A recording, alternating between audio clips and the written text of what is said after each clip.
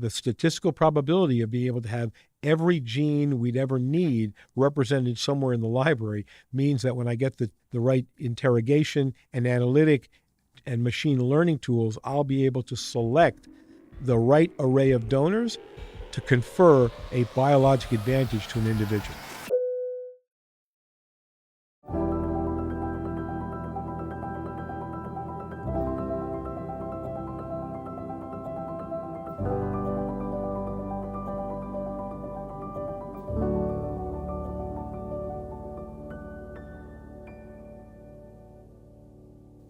For obvious reasons, piloting health is about my experience in aerospace and aviation and medicine and biotechnology, and where some of the lessons I've learned in both of these areas have driven some of our directionality on where we innovate and where we take the lessons learned in one area and apply them elsewhere.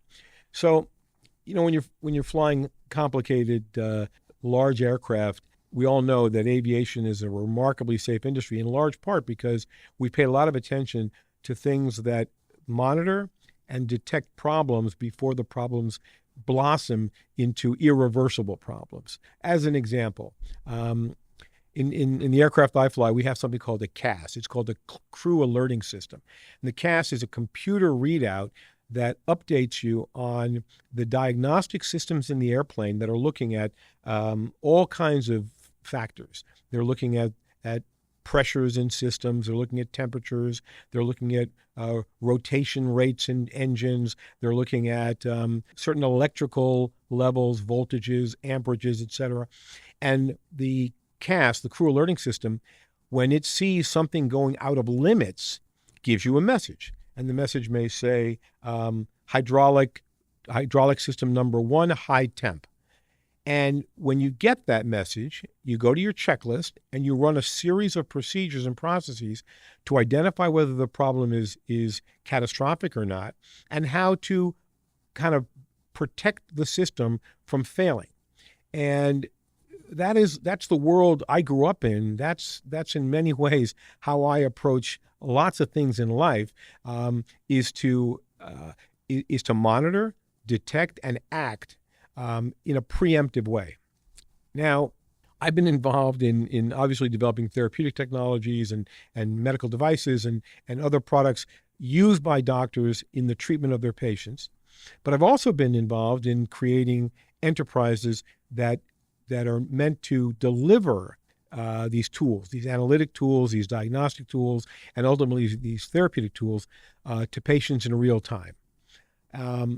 And one of the lessons I learned, which we've translated into applying into how we do things at, for example, Fountain Life, our clinic affiliate, is that we specifically use the best diagnostic systems, whether they're imaging systems, whether they're biochemical analytic systems, whether they're genetic monitoring and gene genomic tools.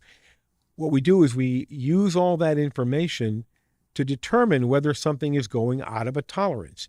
For example, if you see that blood pressure or temperature or your red cell count or your white cell count goes out of tolerance, in essence, we get the same warning system in medicine. We want to get the same warning system in medicine that we get in aviation. Kind of instead of the crew alerting system, the clinician alerting system. When that's available, it allows us to act and intervene before the problem has snowballed into something which can't be reversed. So as an example, we worry about things like blood sugar. And so we have all kinds of tools now to monitor blood glucose. And you know that they're even developing wearable systems that allow you to continually monitor changes in your blood glucose levels in order to allow you to address and correct the problem acutely before it has become a chronic problem. And so that is what I believe is a truly essential step in the integration of all these technologies into strategies that people can use, that are democratizable and people can use as a regular part of their health journey. Live your life, take advantage of the analytic tools we have and the diagnostic tools, act before problems blossom into irreversible problems, and correct in order to maximize your health over long periods of time.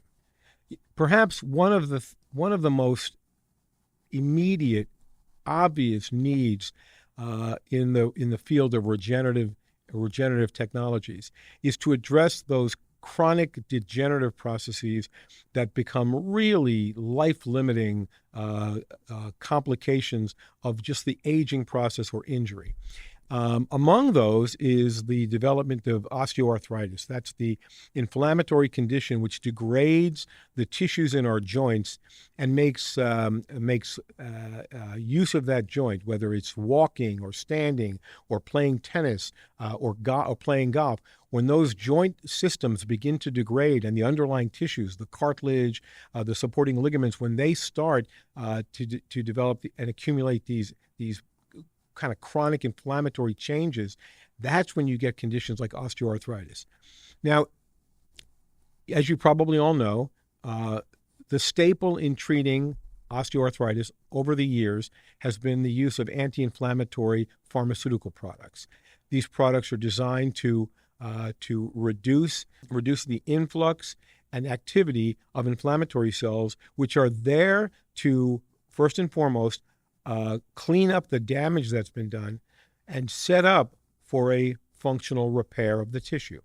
So many of you understand what the inflammation system and what the inflammatory process is actually designed to do. But let me give you kind of a little kind of review of it. So in response to injury, and that injury can be either as a result of overuse, a mechanical damage to a tissue or a joint, or as a consequence of some other precipitating factor. In some cases, what we call arthritides, different forms of arthritis, can actually be precipitated by generalized inflammation in the body. For example, joint pain and kind of the acute inflammatory events that accompany just a viral infection will often be evident in symptoms like joint stiffness, joint pain, etc. Inflammation, as we know, is designed to protect first and hopefully set the stage for repair and regeneration. The way that inflammation first protects the particular target, like, for example, your knee joint, is that after a knee injury, after chronic use injuries of the knee, when your cartilage and the tissues have been very subtly damaged, inflammation starts to do two things. Number one, it causes pain. Pain tells your brain to stop using that joint. So there's an attempt to do something called splinting. Biologic splinting is when the inflammatory process stimulates a behavior that reduces use of the particular injured area so you don't re-injure it. In addition, inflammation sets the stage for repair and cleanup by causing swelling. That swelling is fluids leak out of your circulating bloodstream into the tissues in order to make a much more liquid environment. And I often try to explain this by saying, if I want to get an inflammatory cell, like a neutrophil or a macrophage, these are parts of the immune system actively involved in inflammation.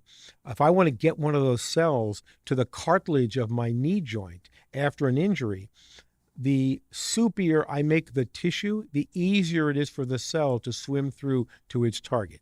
So if you think about it, inflammation is first and foremost sending signals to tell you that part isn't working well, it's injured, don't keep using it, splint it, if you will. The second thing is it sets on a cascade that leads to swelling, and that swelling sets up to make the environment better for inflammatory cells to get where they have to go and do their job.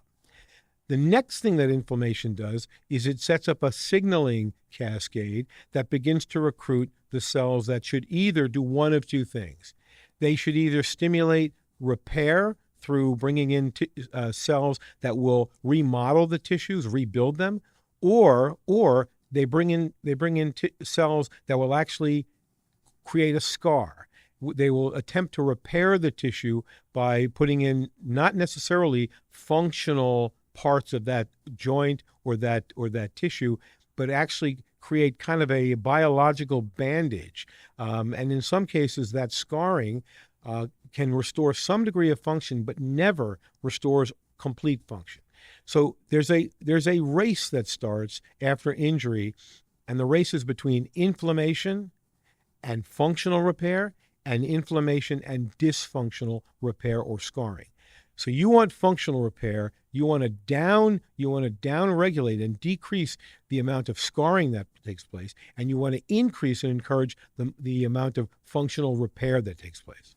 So in terms of osteoarthritis, after the acute event, which stimulates the damage that causes the arthritic changes, the first thing that you want to see is that you allow the starting of the inflammatory process to recruit the best cells to repair and renovate that tissue back to functionality.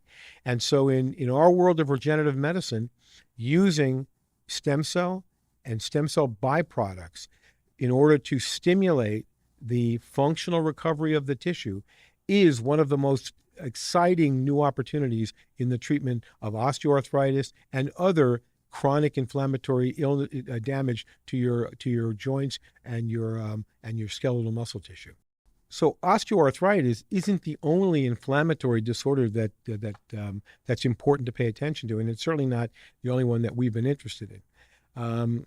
Many of you who follow what we've been doing know that treating immunologically mediated diseases like inflammatory bowel disease, ulcerative colitis, and specific disorders like Crohn's disease is a disorder that can be first approached by understanding what is causing that inflammatory damage to the tissue. So Crohn's disease, which is an autoimmune, means your immune system begins to attack your tissue that lines your intestinal tract.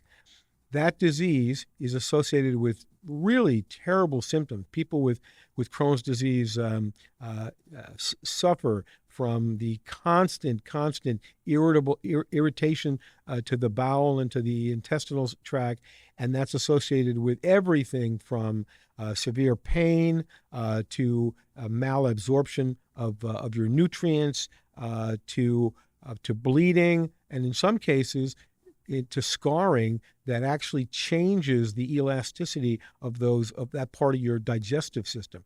And that change to the elasticity of your digestive system actually decreases function.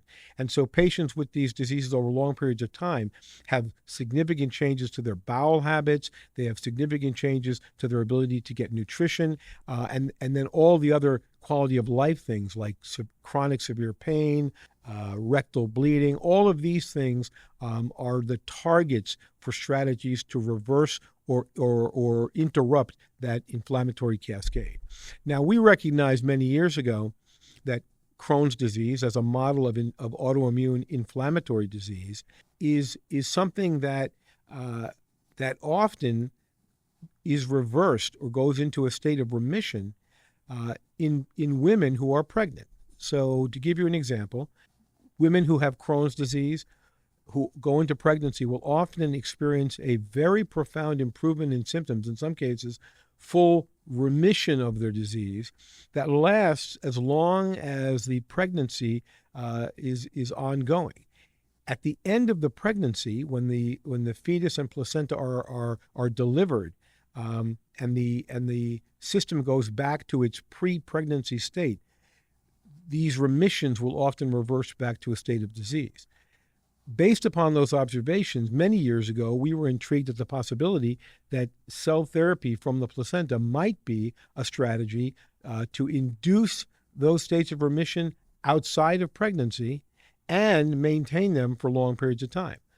And, we're extremely excited by the results we've seen in clinical trials where we can get a high degree of remission and response just to cell therapy without the need to use other products like biologic agents that interrupt the inflammation system and so on. The nice thing about it is that it's a strategy that can be incorporated alongside other treatment strategies like anti-inflammatories. It has the added benefit of not just affecting inflammation, but also supporting repair and supporting regeneration. And in our experience clinically, we've seen that these effects can be very durable and remain for long periods of time after just an initial treatment induction, which gets patients to recover and improve symptoms, and then that is maintained over a long period of time. There's no doubt in my mind that the future of treating autoimmune diseases and chronic inflammatory diseases is going to find ways to eliminate pure dependence on many of the biologic products that are out there to interfere and block inflammation, because some of those products have complications and certain adverse toxicities associated with long protracted use. Interestingly, most patients who respond to these biologic agents do so for a period of time, but sometimes the effectiveness decreases. And so having tools that can be incorporated in an overall strategy, maybe sequenced or cadenced with some of these existing products, or to replace or augment those products, I think is going to be more commonly seen in the treatment of autoimmune and chronic inflammatory diseases.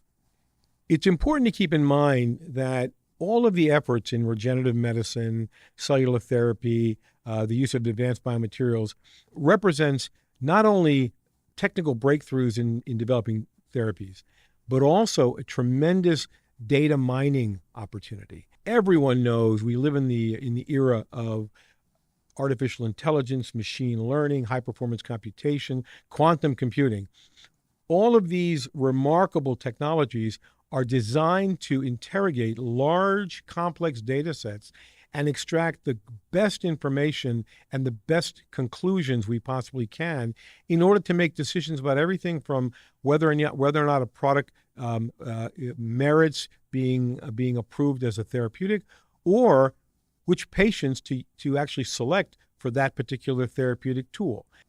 I'm a huge fan and a student of what's happening in the data sciences. I'm also very fortunate through my longstanding relationships and friendships with a number of leaders in the field, Silicon Valley leaders. I've been made aware of the breakthroughs that might impact my world in biomedicine, regenerative medicine, and cell therapy. One of the exciting companies out there, Sandbox AQ, founded and led by one of my close friends, Jack Hittery, is taking this technology to the next level. They're using AI and quantum computing, as well as all of the other supporting technologies, to create the best tools to interrogate large data sets. Now, today, the largest data sets we know of are in healthcare and medicine. They're large because they include data around the discrete genomics of the patients and the products. They're large because there's a wealth of donors, and every donor constitutes a unique genetic code, a unique genome, if you will. And in order to be able to determine what is associated with what biological activity, or what is associated or predictive of a certain biological response, you have to take into consideration all of the data that can be gleaned from putting the genomic information along with other molecular data, as well as the clinical data that we get from observing and monitoring patients. Now, when all is said and done, using these sophisticated data science tools, we're not only having a better way to discriminate between patients, donors, and therapeutics, but we're also beginning to understand what is associated with a mechanism of action. So, for example, understanding that a set of genes resident in an individual predicts that the cells from that individual would behave a certain way, That's the future of our cellular medicine and regenerative medicine world. It's using those tools to make determinations about patient selection, product selection, therapeutic regimen selection, and what are the biological endpoints or markers we need to be following in order to make a determination about safety and effectiveness of a developmental or experimental therapeutic. That's where this field is very much dependent on the data science community. So let me give you one example of how excited I am about employing these data science tools in my day-to-day world.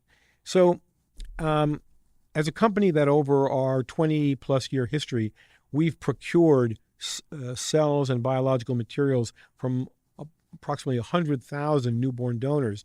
And we've created a library of cryopreserved, frozen cells from these newborns and other biological products and materials. We have a unique library that allows us to test and analyze in large numbers different subjects, different donors, different cellular products, and all of the associated biological materials, therapeutic adjuncts, et cetera. And we are looking at ways to use that data to make better treatments, to make better therapeutic products. So let's talk about HIV and the consequences of HIV infection, which is the immunocompromised state known as AIDS. It turns out that we know a lot about this disease now. We know that it is caused by a specific virus called HIV, human immunodeficiency virus. And HIV specifically targets and attacks cells in our immune system in the what we call the lymphoid lineage of cells. And these are the T cells that are responsible for protecting you from infectious disease. Now, it turns out that the HIV virus gains access to its target tissue, to its target cells, by docking. The virus literally attaches to a molecule on the surface of these T lymphocytes, these immune cells. And without that docking molecule on the surface of the cell, the virus can't gain access. And if it can't gain access, it can't damage the immune system and cause the disease. Well, it turns out that roughly 3 to 4% of the population in the United States is naturally HIV resistant. And it turns out that scientists have figured out they're resistant because they don't carry the gene to express for producing that molecule that the HIV virus needs to attach to gain access to the cell. That molecule has got a designation that's called CCR5, and CCR5 is not expressed naturally in a percentage of the human population. In fact, there are some reports that in parts of the world like Europe, the percentage of patients who are CCR5 negative is actually even higher than the United States. And there's some belief that it's a result of the plague, which rampaged through Europe in the Dark Ages. And plague, as you know, is also a disease, an infectious disease that is extremely serious and lethal in many cases. So by selecting a population that is not expressing that CCR5, that percentage in the population has grown in Europe. Now, what does it all mean? It means that there's a population of prospective donors out there whose cells don't have that molecule that makes them susceptible to HIV infection. Well, that's pretty cool. Well, what about if you consider that the people who have HIV infection and the disease associated with it are vulnerable because they express that molecule? If you were to replace their cells with those coming from people who naturally don't express that docking molecule, can you in fact affect, reverse, or improve their disease? There are now multiple reports about patients with HIV and disease are actually being cured. They are being eradicated of their disease by replacing some of their cells with cells from a naturally HIV replacement resistant population. So this is something that's called and it's a phrase that I've coined over the years. It's called chimeric therapy. So let me explain that.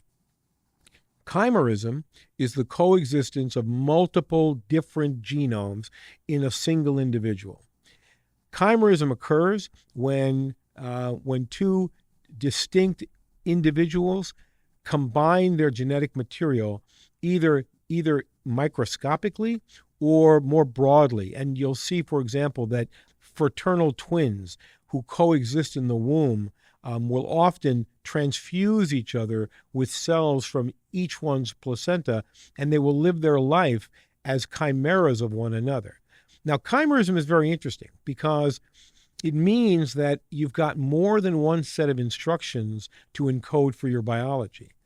So the process of natural selection, which is that the traits that are the best protector of your health and survival, what we call the selective advantages afforded in one genetic code versus another, always gets upregulated, gets overly expressed when in a system that has the choice of two different genomes. Chimerism is a way of improving the biological viability and survivability. And we see, for example, in the agricultural world, creating chimeras for example, in the fruit industry, by grafting multiple branches from different donor trees onto a single tree. That tree now carries multiple genetic codes, and the code that is associated with the best health is the one that gets upregulated. So in human biology, we know from these studies in HIV that you can establish a chimera by putting cells from a patient who's naturally HIV resistant into a patient who isn't HIV resistant, and you can confer that resistance to the patient, even if they already have the disease.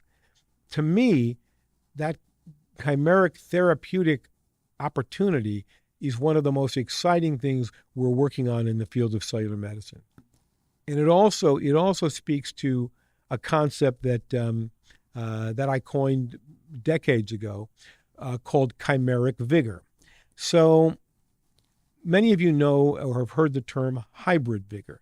Hybrid vigor is most associated with the biological benefits afforded to the offspring of a mother and father who combine their genomes, and the genomes select for the best traits for that offspring.